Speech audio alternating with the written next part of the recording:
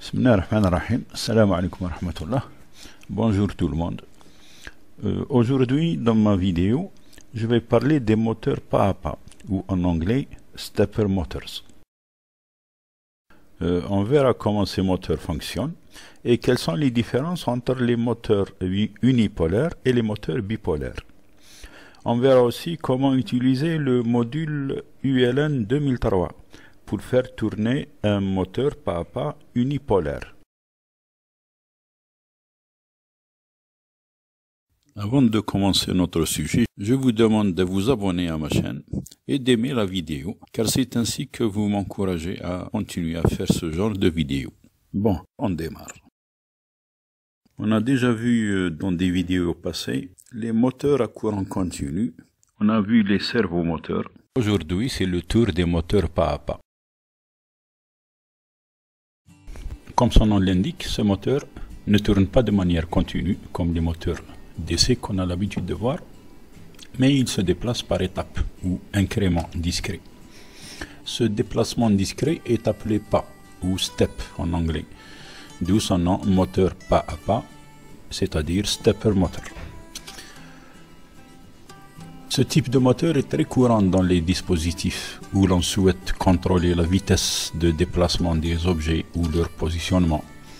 L'usage le plus connu du grand public est dans les imprimantes classiques, les imprimantes 3D, les scanners, les photocopieurs, etc. Mais ils sont aussi présents dans d'autres domaines comme la robotique, l'instrumentation, les systèmes de positionnement sur les machines industrielles, etc. Avant d'aborder notre sujet sur les stepper moteurs, on va faire un petit rappel d'abord sur le principe du moteur à courant continu. Un moteur à courant continu à balai conventionnel se compose essentiellement de deux parties, rotor et stator. Le rotor, c'est-à-dire la partie tournante, faite d'un fer doux entouré d'un bobinage pour produire le champ électromagnétique, comme on voit sur cette image ici. Le rotor, le voici, et les bobines qui entourent le rotor. Et nous avons le stator qui est composé d'aimants permanents. C'est le corps fixe et qui ne bouge pas. Et ces aimants permanents produisent un champ magnétique permanent. Donc le rotor, la bobine du rotor produit un champ électromagnétique et le stator produit un champ magnétique permanent. Le champ électromagnétique du rotor va réagir avec le champ magnétique du stator. Il est attiré ou repoussé selon la polarité magnétique nord ou sud. Le courant électrique est appliqué à la bobine à travers un ensemble commutateur et balai. La fonction des balais, c'est justement de transférer ce courant électrique de la partie fixe, c'est-à-dire les fils, l'alimentation, vers cette partie tournante, c'est-à-dire l'arbre rotatif du moteur. Et la fonction du commutateur, on l'appelle aussi collecteur, sa fonction principale est d'inverser la polarité du courant dans la bobine, ce qui entraîne l'inversion de la polarité de son champ électromagnétique. Et bien sûr, c'est cela qui va produire le mouvement de rotation.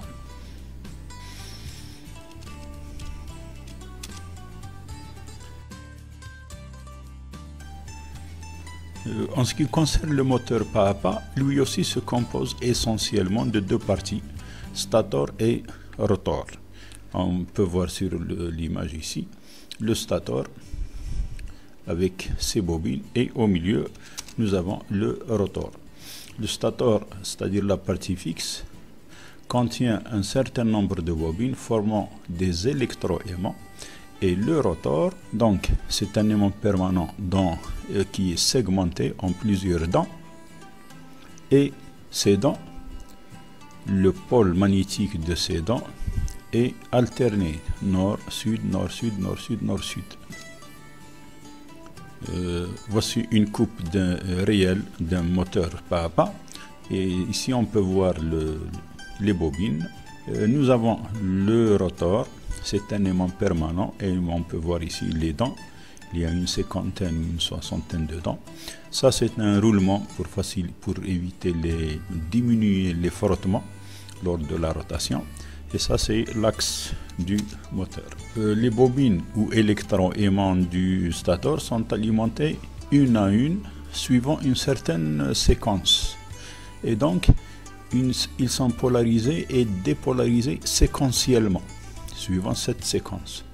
À chaque changement d'état, il y a attraction ou répulsion au niveau des champs magnétiques actifs. Par exemple ici, nous avons le champ électromagnétique de la bobine A ici, nous avons le pôle sud et le pôle nord ici, et ceci a attiré, le pôle sud a attiré le pôle nord de l'aimant permanent, et l'électroaimant opposé de polarité nord attire le rotor, il attire le côté sud du champ magnétique permanent.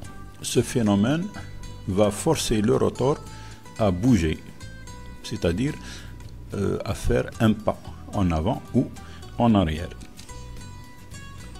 La valeur angulaire de ce pas dépend du nombre d'électroaimants ou pôles du stator et du nombre de dents du rotor. Par exemple, supposons qu'un moteur pas à pas effectue un tour complet, c'est-à-dire 360 degrés, en exactement 100 pas. Alors, la valeur angulaire de ce pas est donnée par ce calcul, 360 degrés divisé par 100 pas égale 3,6 degrés.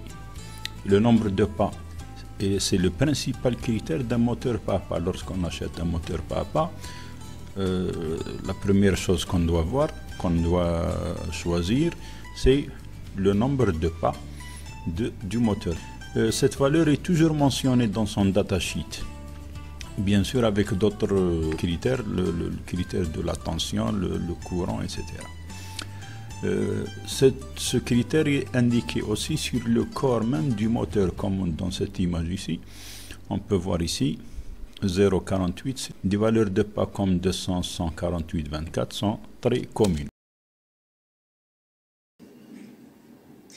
Bon, après ces quelques notions de théorie, on va passer un peu à la pratique. On va essayer de manipuler, de faire des expérimentations, de petits tests avec ce petit moteur, stepper motor, dont la référence est 28BYG48. Ce moteur est d'ailleurs très connu. Et j'ai un autre moteur ici, tiré d'une vieille imprimante, dont la référence PM35L048HPD4. Le 048 qu'on voit ici veut dire que ce moteur, comme on l'a vu en théorie, c'est un moteur à 48 pas. Donc ce moteur ici, comme celui-là d'ailleurs, celui-là, il a 5 fils. Celui-là aussi.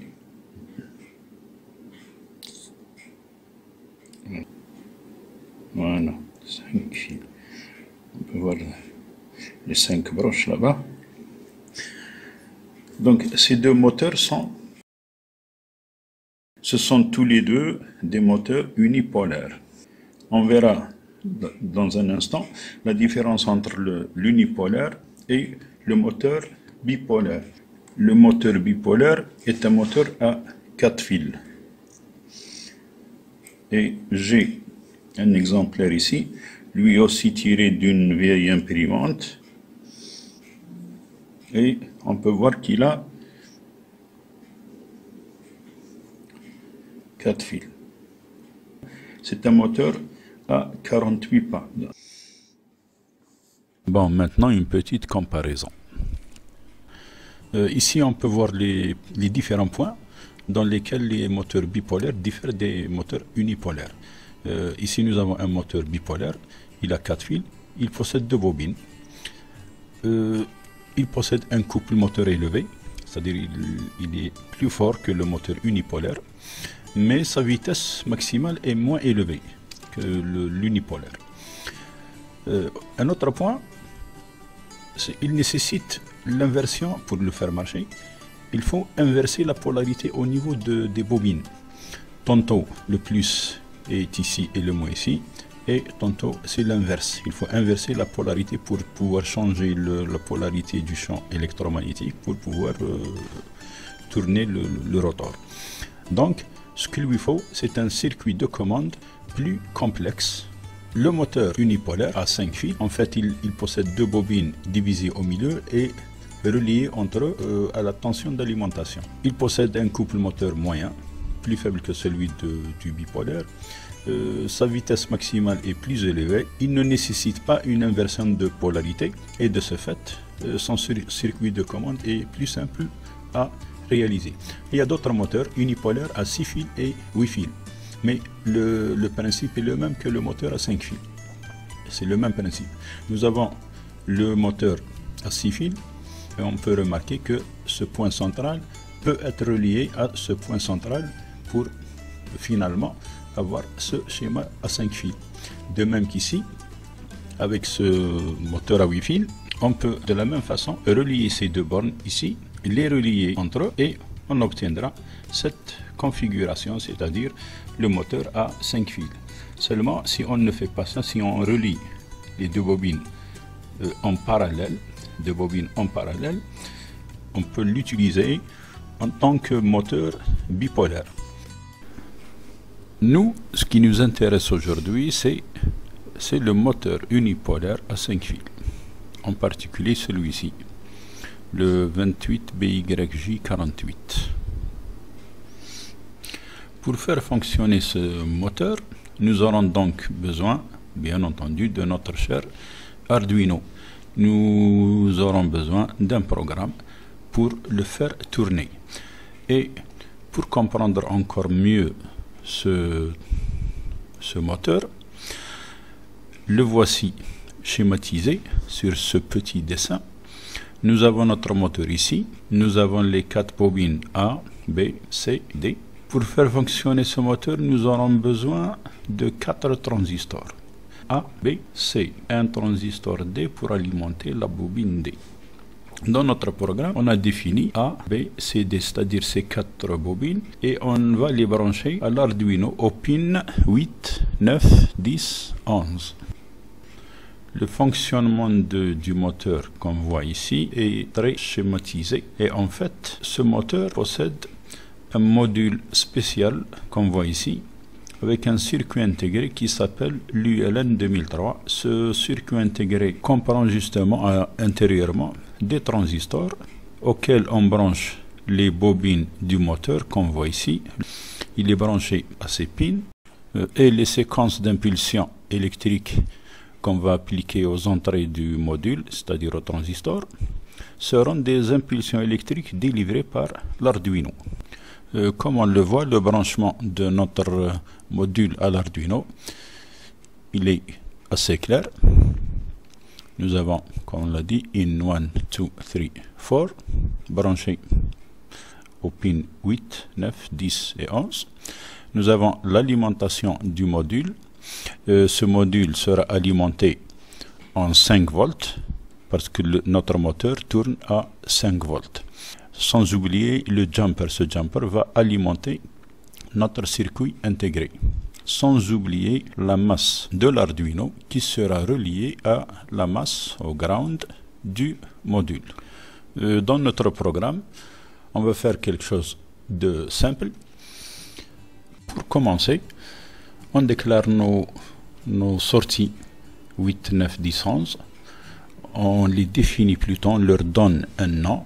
Le nom A, B, C, D, c'est-à-dire le nom des 4 bobines de notre moteur pour faciliter la compréhension. A, B, C, D, donc ce sont les sorties de notre Arduino. Dans le setup, on va les déclarer en sortie A, B, C, D, output. Bon.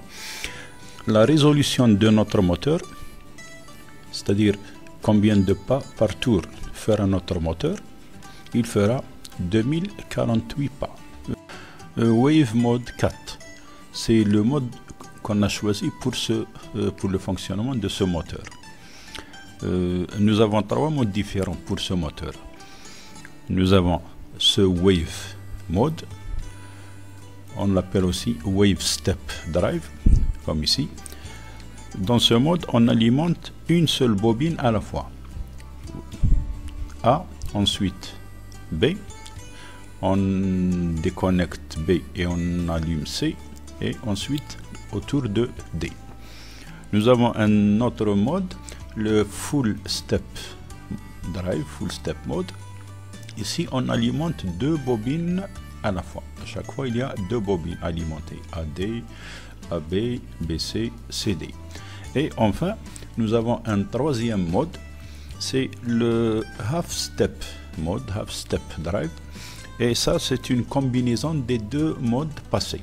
Tantôt, c'est deux bobines qui sont alimentées et tantôt, c'est une seule bobine. 2, 1, 2, 1, 2, 1. Et ça veut donc 4 et 4, ça fait 8 phases. Ici, cycle, on définit le nombre de cycles par tour. Et on a trouvé 512, c'est facile à calculer puisque le nombre total dépasse 2048 et comme on a choisi le mode à 4 phases, donc 2048 divisé par 4 égale 512. Ça veut dire que les 4 phases qu'on a vues, on va les répéter 512 fois pour faire un tour complet. Bon, une variable pas égale à 0, une variable nombre de tours égale 2, on va lui demander de faire 2 tours. Et les cycles à faire. Les cycles à faire, ce sont le nombre de cycles par le nombre de tours. Dans notre loop, void loop, ici, nous avons deux boucles for, l'une à l'intérieur de l'autre. Ces deux boucles vont exécuter cette fonction wave stepping p un certain nombre de fois. Le nombre de fois est égal à le nombre de cycles à faire multiplié par le nombre des phases. Donc cette fonction wave stepping, la voici, l'exécution de cette fonction wave stepping qui consiste à d'abord case 0, d'abord à alimenter la bobine A, ensuite alimenter la bobine B, ensuite alimenter la bobine C, ensuite alimenter la bobine D. Bon, on n'a pas téléchargé, on va télécharger ça dans notre Arduino. Bon, on allume d'abord notre Arduino d'abord et on refait le téléchargement. Normalement c'est bon. Voilà, téléversement terminé. Et voilà notre moteur en pleine action. Il a déjà fait un tour, plutôt 2 tours, il s'arrête, 2 autres tours et 1 seconde d'arrêt. Voilà. On va essayer de faire des modifications de le programme pour changer un peu la vitesse.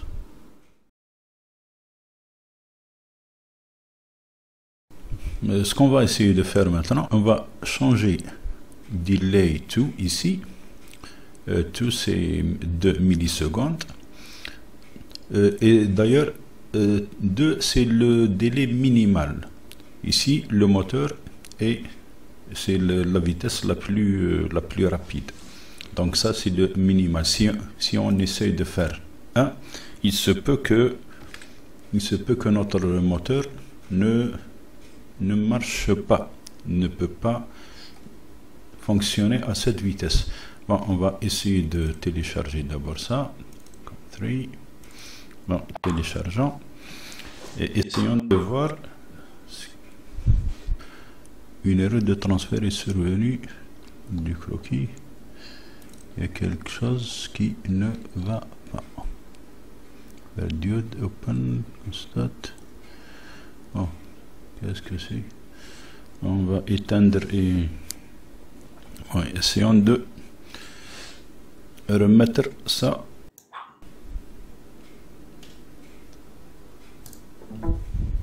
de recommencer, téléverser. Voilà, c'est bon. Donc on a juste redémarré notre Arduino. Donc ça y est. Et comme vous remarquez, justement, voilà, je sens les vibrations. Il fonctionne. Il s'arrête et il fait 2 tours, mais il ne bouge pas. Donc ce délai est trop rapide pour lui. Donc il n'arrive pas à faire son mouvement. On revient à 2. On télécharge. Et voilà notre bonhomme qui fait ces 2 tours. Bon, essayons d'abord de diminuer, de faire ça, diminuer le nombre de tours. Bon, et on va augmenter ce délai. On va en mettre 5 millisecondes, donc ça sera le double. Ça sera une vitesse de la moitié de cette vitesse à peu près. On télécharge.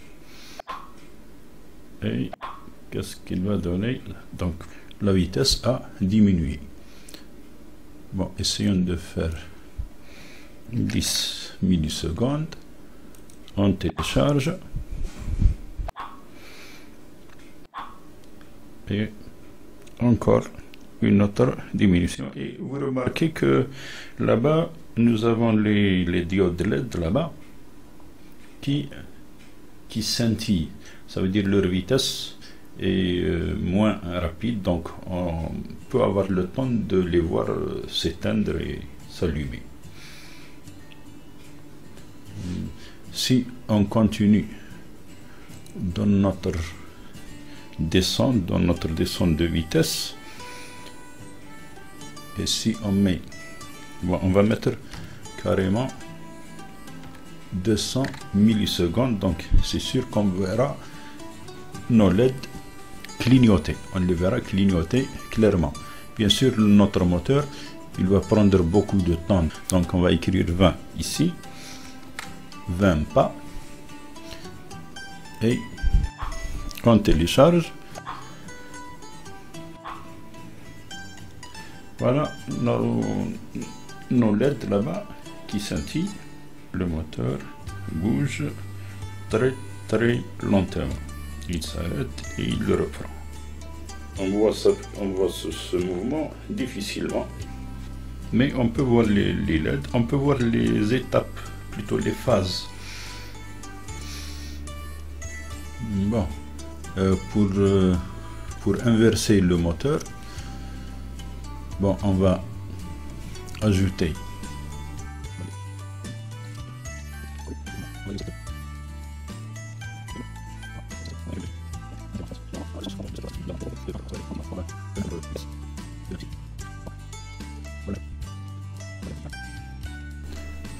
et ici on va mettre un quart de tour. Bon, un quart de tour c'est 0,25 normalement, c'est 0,25. 0,25, donc on va changer le type de cette variable. Le type de cette variable normalement c'est float ou double. Plutôt c'est float puisque il y a une virgule. Essayons de faire ça. Et voilà. Voilà un quart de tour. En avant et en arrière. Voilà. Donc on peut jouer avec ce programme comme on veut. Voilà. Essayons de passer à autre chose.